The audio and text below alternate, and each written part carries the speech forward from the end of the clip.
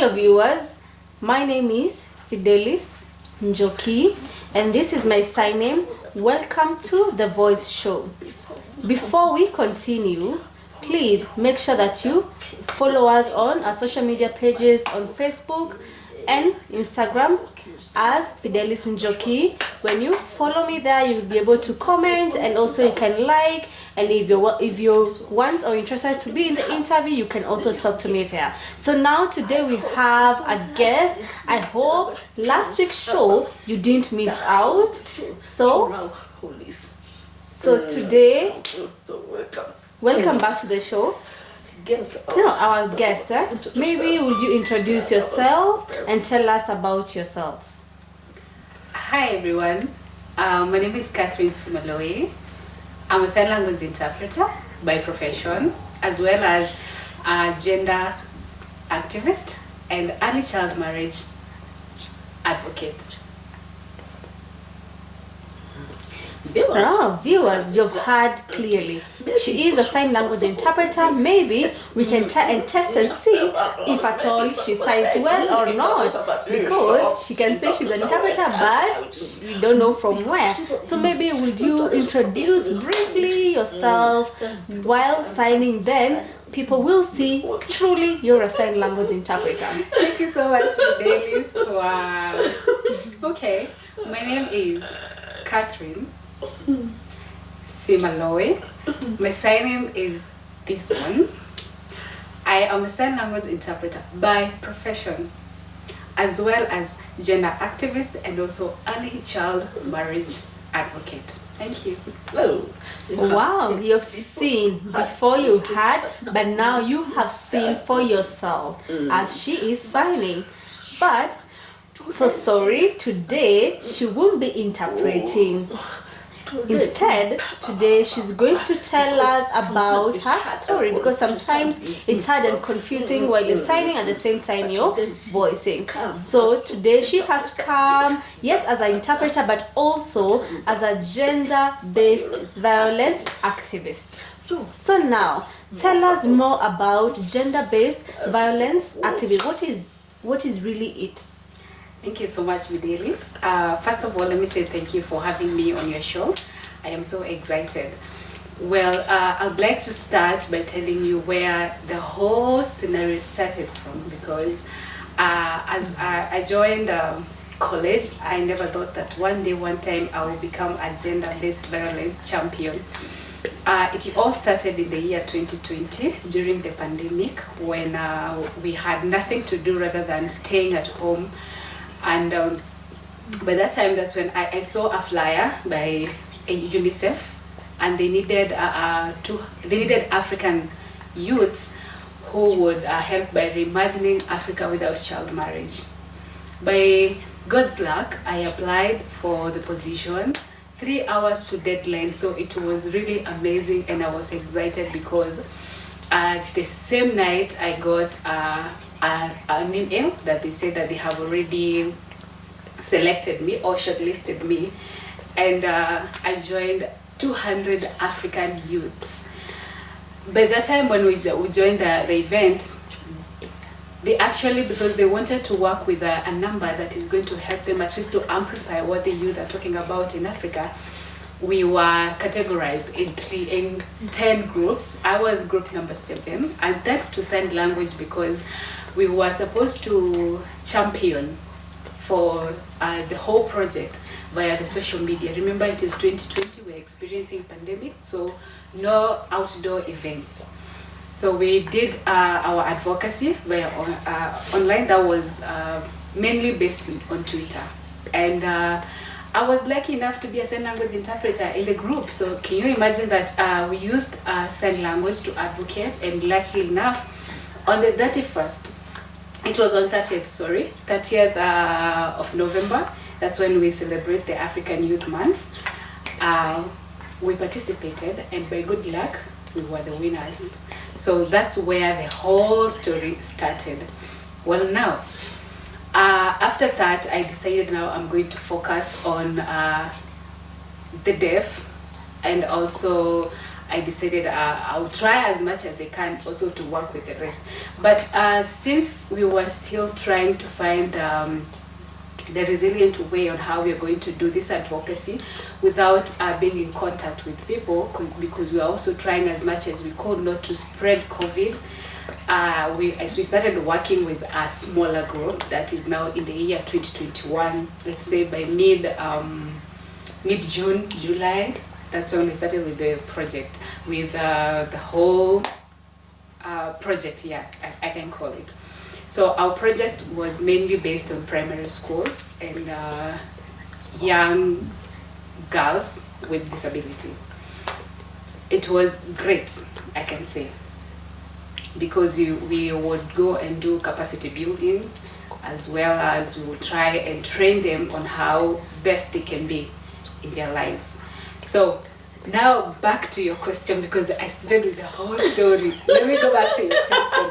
What is gender-based violence? This is when someone infringes in your right, because or someone trying to occupy your personal space and violating it in many different ways. It can be physical, it can be emotionally, it also can be culturally, you know.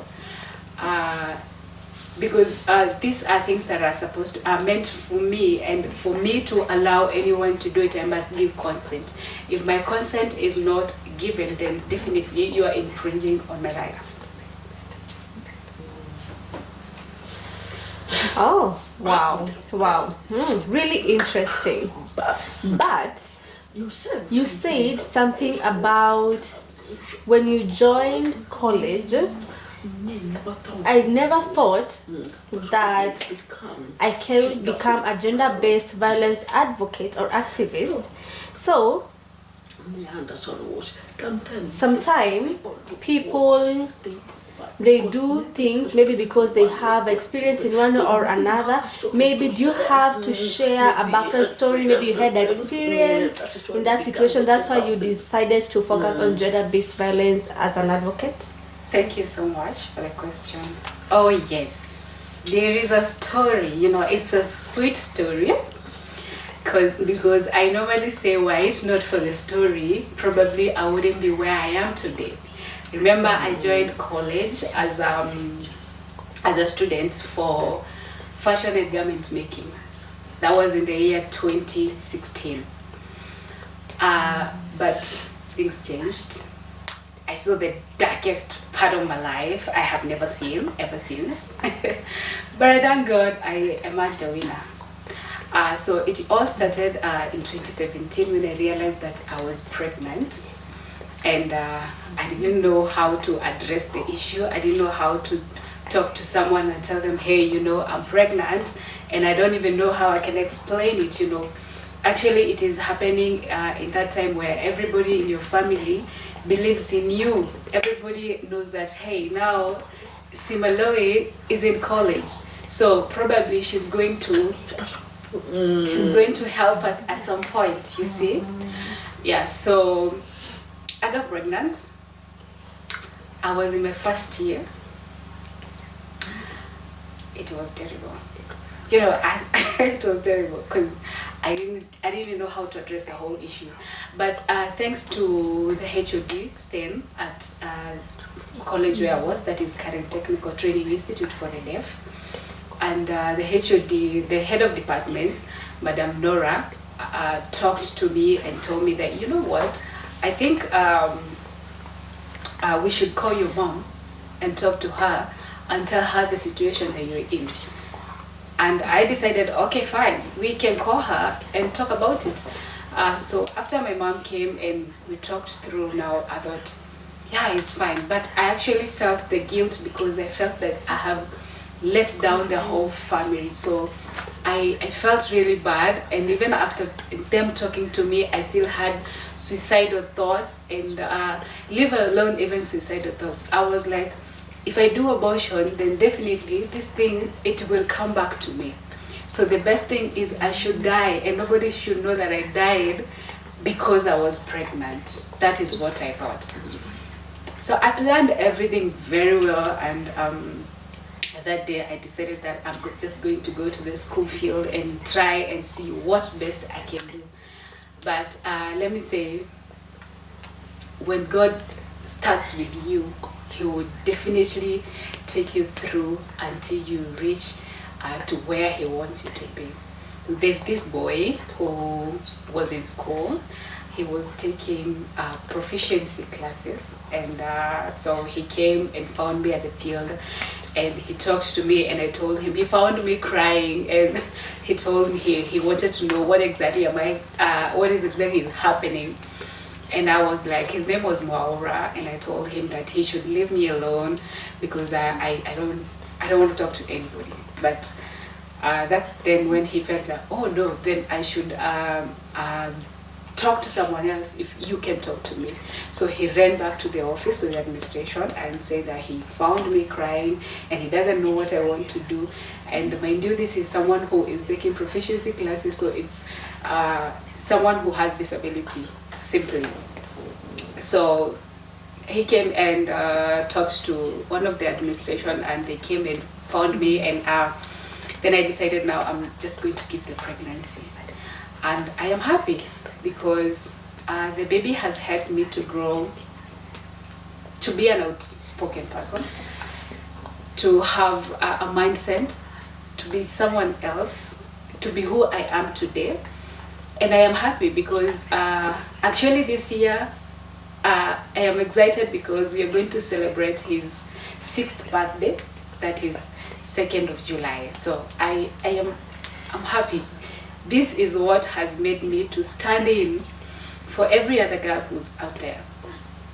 Because I know we all have dreams. I have a dream that I wanted to live. The dream that I had already, they say that we build castles in the air. I had already built my own. But now the baby is here. I can't just do away with the baby. So I have to make sure that I adjust everything and make sure that life moves on as I had planned. I know definitely I will have lost a lot of things. I will have decided to do away with many things, all those, but I will have to make sure that I achieve. That is the same thing that I have right now. If I have a girl, if I see a girl who is in primary school or in high school or probably in campus, I will try as much as I can to use my capacity to make sure and explain to you, this is what happens when you get a child. You will have to live another life. You will have to change a lot of things. Now, to avoid this stage, please abstain or take good care of yourself. I want us to go back to something, but we'll have a short break. We'll be back to continue.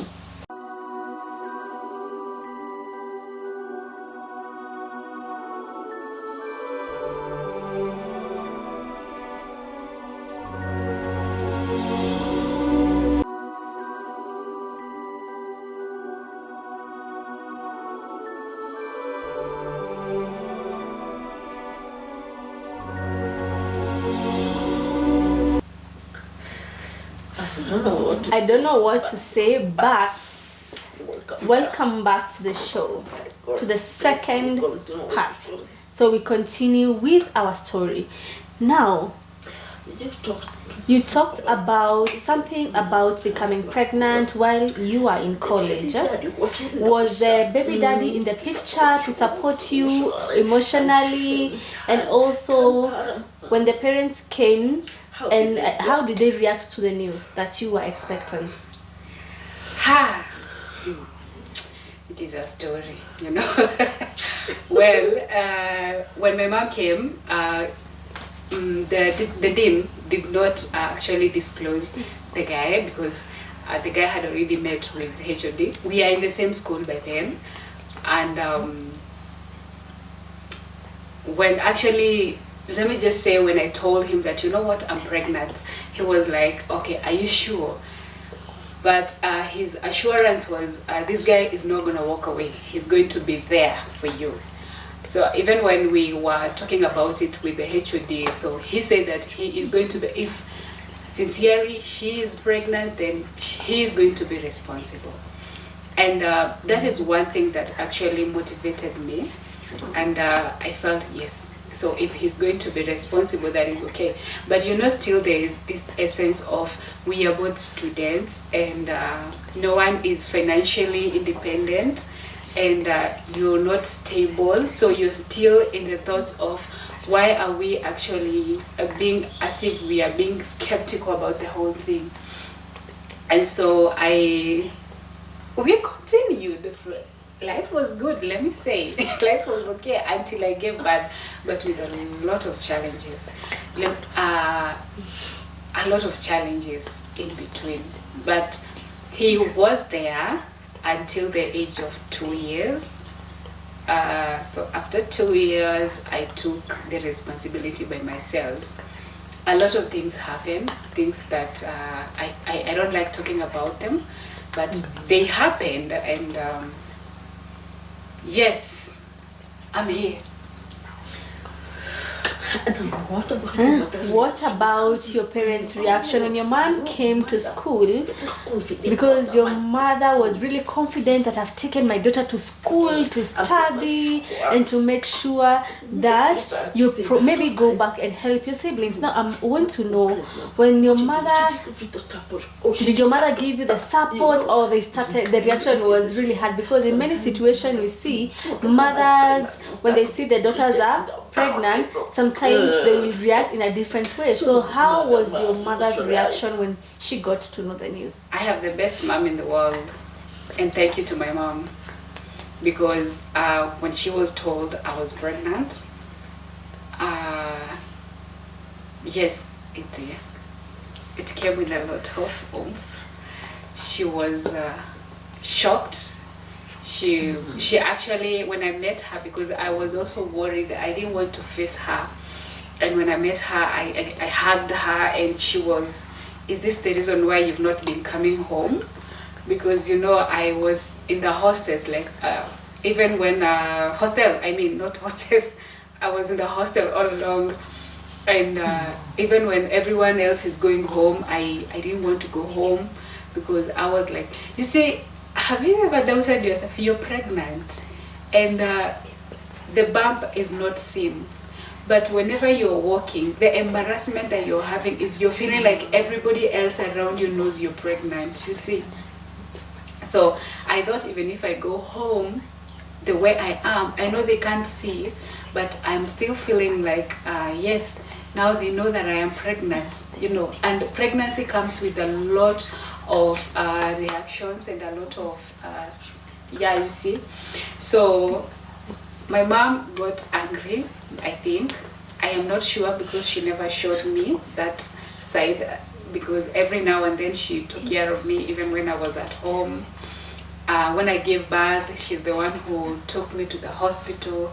When I came back home, there's too much financial challenges, and I am there, and the baby needs this and that, this care. So she did a lot of things that even led to a situation that she usually tells me, this happens when I was taking care of you and your baby. So she faced a lot of challenges, I can say. It felt as if she's the one who carried the whole burden, and not me. But she did good. She's great.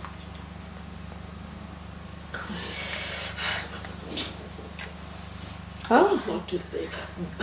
But I want to understand, because you say that before you had suicidal thoughts, you are worried, you are feeling embarrassed, but what really made you change your mind and made you to, yes, I'm staying in the hostel, I don't want to go home because I feel embarrassed, because the society will maybe judge you, or maybe the family, but what really made you keep the pregnancy? Thank you for the question. Let me tell you, there's a lot of things that would be in your mind when you find out the worst thing that you have ever thinking it will not happen to you. I thought, yes, I had suicidal thoughts and I wanted to die. I felt myself, I have embarrassed everybody. I have let down everyone. But you will always know when someone is strong, when people are talking to you.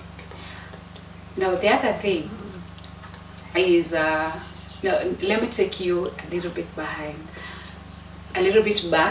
You know, I have grown up in a humble family, a family that goes to church. I have been in primary school, well-behaved girl. I've gone to high school. I've completed as a well-behaved girl. And everyone in the society knows me as a well-behaved girl with good morals. Now, I joined college. I am pregnant. You want me to go back to the society so that they can judge me and say that I have all along been pretending? That was not my case. So the only option I had was to die and not anything else, because the system has messed most of us.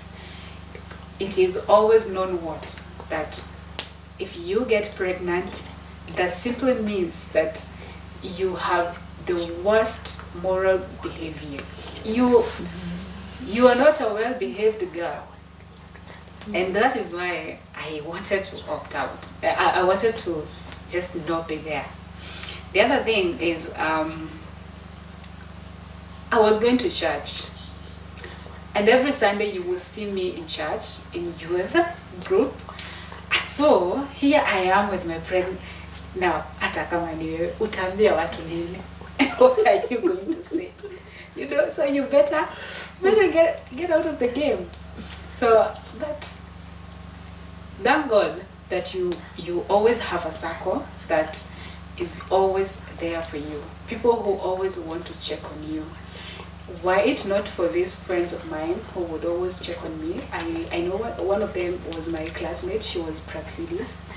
The other one was Veronica, and they will always talk to me and tell me, you know what, it is okay, you're pregnant. Many are other people who got pregnant. You are not the first one to get pregnant in campus, and you will not be the last one. So you better compose yourself, start again. That is what I was doing. I have a very, very good sister of mine, our first friend. She would always call me and ask, how are you feeling? How is it? You know, when you have someone who has a lot of compassion for you, and someone who takes care of you, someone who will waste her 10 minutes to call you and confirm how you are health-wise, how you continue emotionally, that will always keep you. And those are the people that made me keep my pregnancy and accept up to the last minute to give birth and to take care of this baby. Because the other thing is, God entrusted me with the baby. Why wouldn't I now do the rest? Why would I be the watchdog and make sure that this baby grows up according to the will of God? The other thing that I can say is I believe I have a good family where people will always check on you whenever you are quiet, or when they hear that something happened to you, they'll always check on you. And that is my family from the extended family part of it. They would always call and ask, how are you going on? How do we do this? And even when I gave birth, they all came and visited me. And we continue. And you know, when someone looks at the baby and say, wow, you have a cute baby boy, that alone makes you go on. You have to keep up with the spirit. Wow. You're very lucky that you had a good support system. The family, the friends, your circle was really good and really helped you. Just imagine if maybe our viewers, some of them maybe will feel true. You have seen maybe from the time COVID started up to now, many girls have been affected, and most of them have been pregnant. And we've also seen there are many cases whereby when the parent hears that the girl is pregnant or the daughter is pregnant, they want either to kick their daughter out, or because the thought of knowing that your daughter is pregnant, they rather go to the chemist or the hospital to abort the child. So what can you tell a word to a girl who's ready to give up because of early pregnancy? Thank you so much. I know this is a situation that it is hard for someone to understand when it is not happening in your radius. It's until you find yourself in that shoe that is when you realize how hard it is. But let me tell you one thing. If you find yourself in such situation, calm down first. Take a moment. Try to foresee the future and then now make a decision. Do not be hasty. When you realize yourself, I know, yes, teen pregnancy is actually saying it is rapidly growing.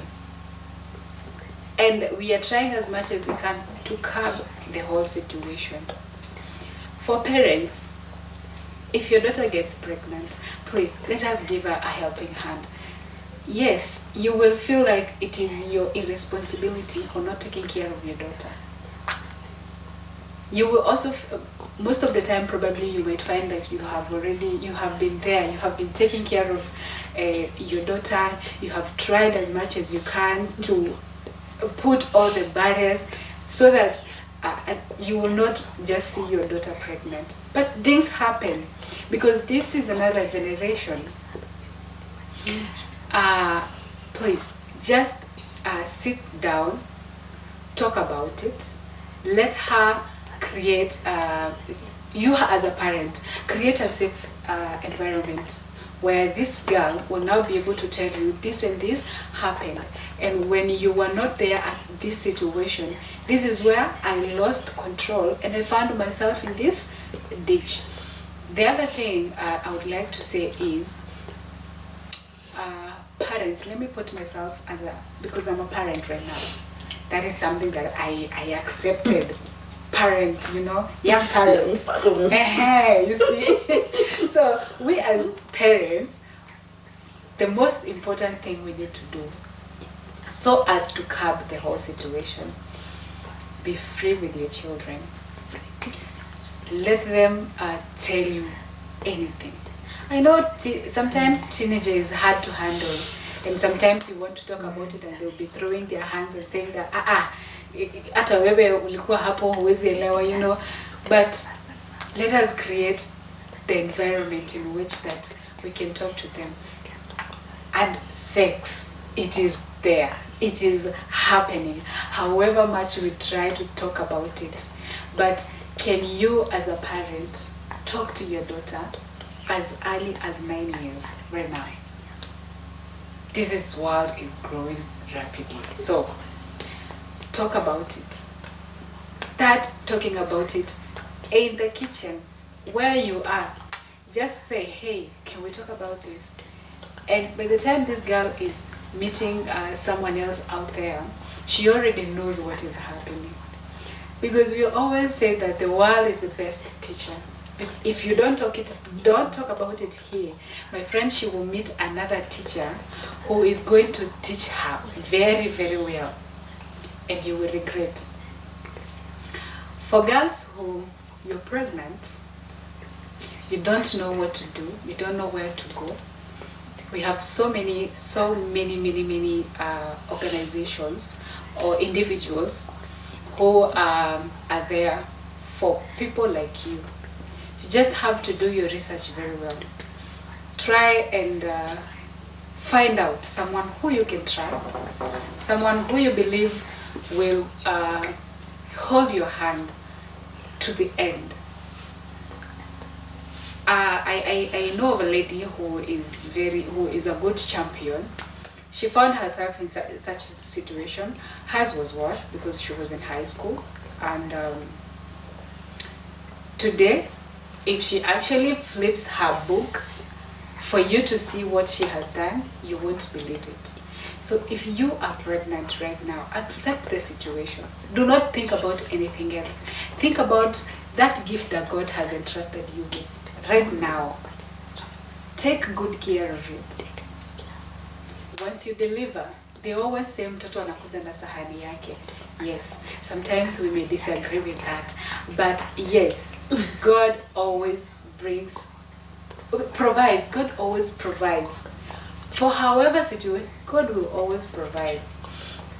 And at the end of the day, everything will work miraculously. And you will even call us to celebrate, because it is life. And we should accept the way life is. And life is beautiful.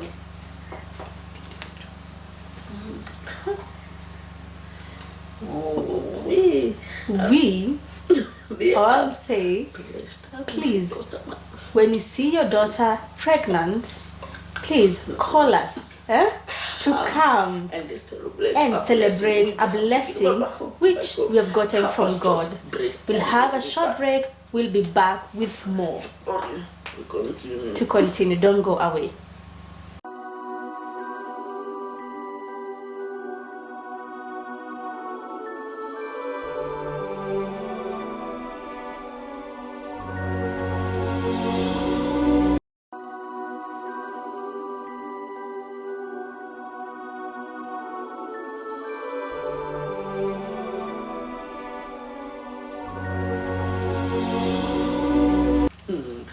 Welcome back from the short break.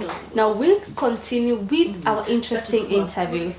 That's why we say we have the voice show to teach, to educate, and we are back.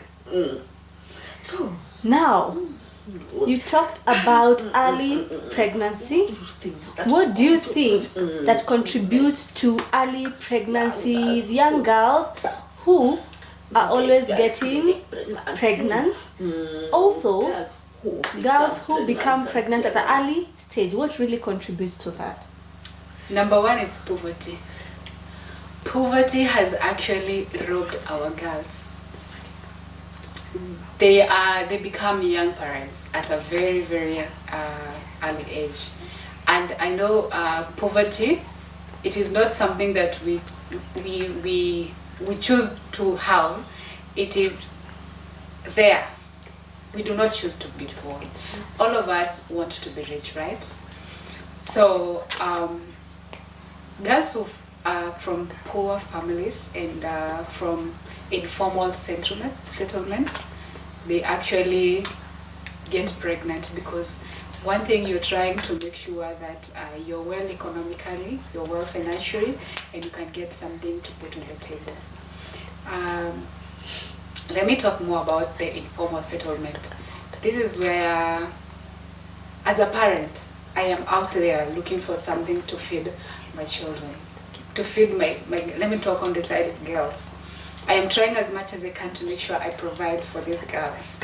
And then once I leave, I am not having that time to have a conversation with my girls or with my daughter. Probably my daughter has started to menstruate early and I am not aware.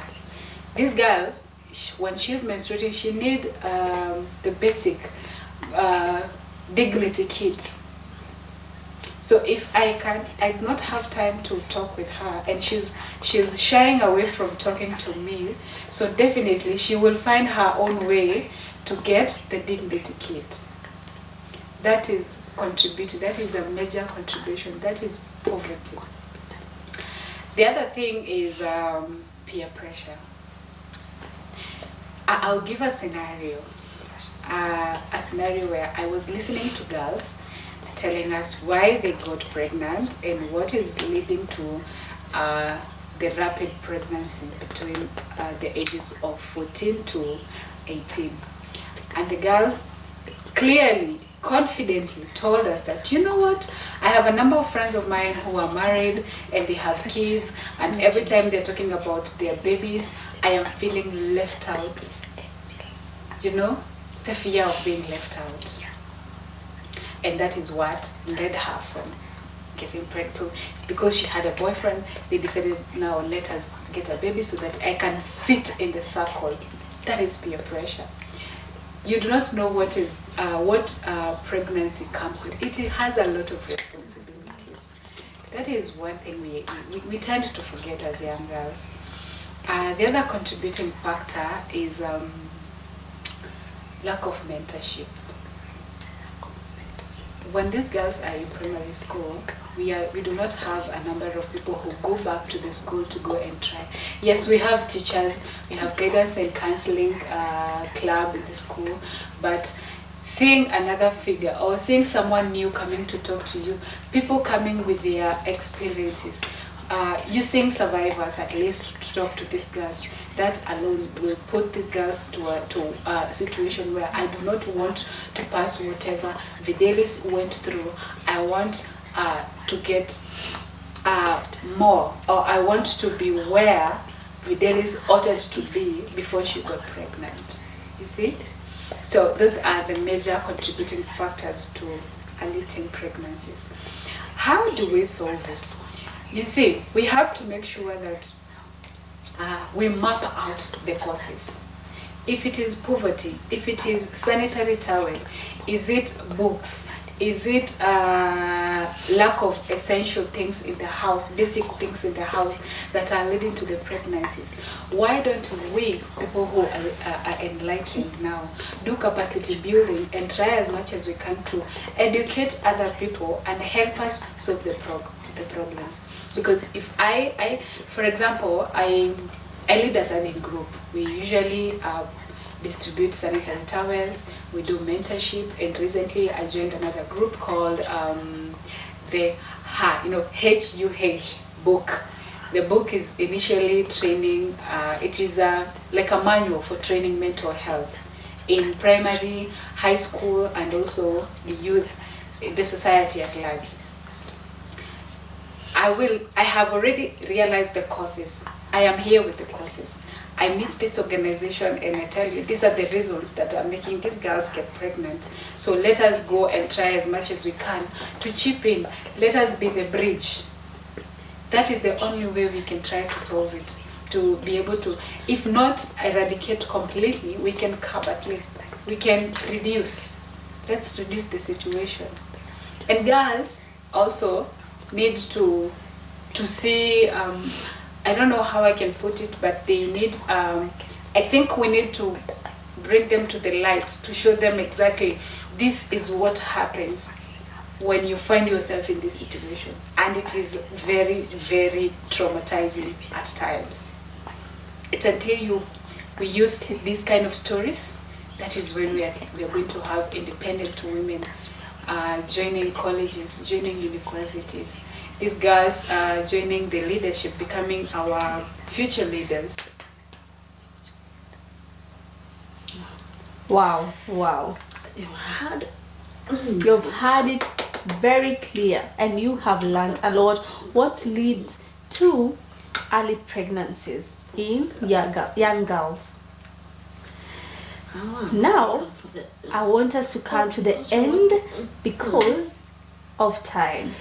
Now, maybe our visitor to tell one word or a quote to tell our viewers, all the young girls who feel they want to give up, they don't want to continue with life. Maybe they are pregnant, but they don't know what they should do. So maybe you have something or a message to tell our viewers. Thank you, Videlis, and thank you for having me on your show. Hi, girls. I know you're feeling like it's the end of life. You're there. I just want to tell you one thing. That is not the end. That is the beginning of a new blessing. You just need to calm down, sit down, compose yourself, reason, try and foresee what you want, what you might be given by God. It might be a beautiful bouncing baby boy or a girl, but just know that's your blessing. That is the start or the beginning of your blessing. And trust you me, you will have to look for me so that you can tell me how successful you've been. That's it. Wow. Maybe our guest could share her social media pages, then you can contact her. Then we can end our show. I am not on all, but I am on some of the social medias, but I'll give you the one that you're mostly used to. On Facebook, you can find me as Simaloi Kate. Simaloi Kate. On TikTok, it's Simaloi. On Instagram, it's Simaloi. On Twitter, is Simaloi1.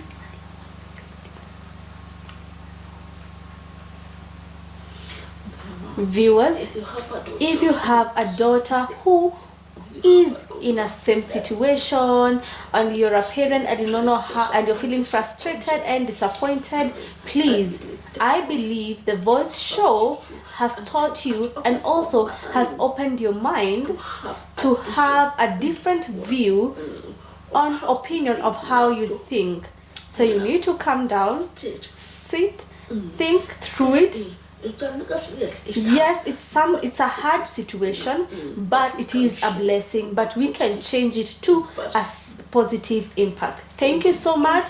Don't forget to comment, like, and also follow us. Also, if you need to be interviewed, you're welcome to the voice show. You can talk to us through our social media pages. Goodbye. See you next time. It has been the voice show.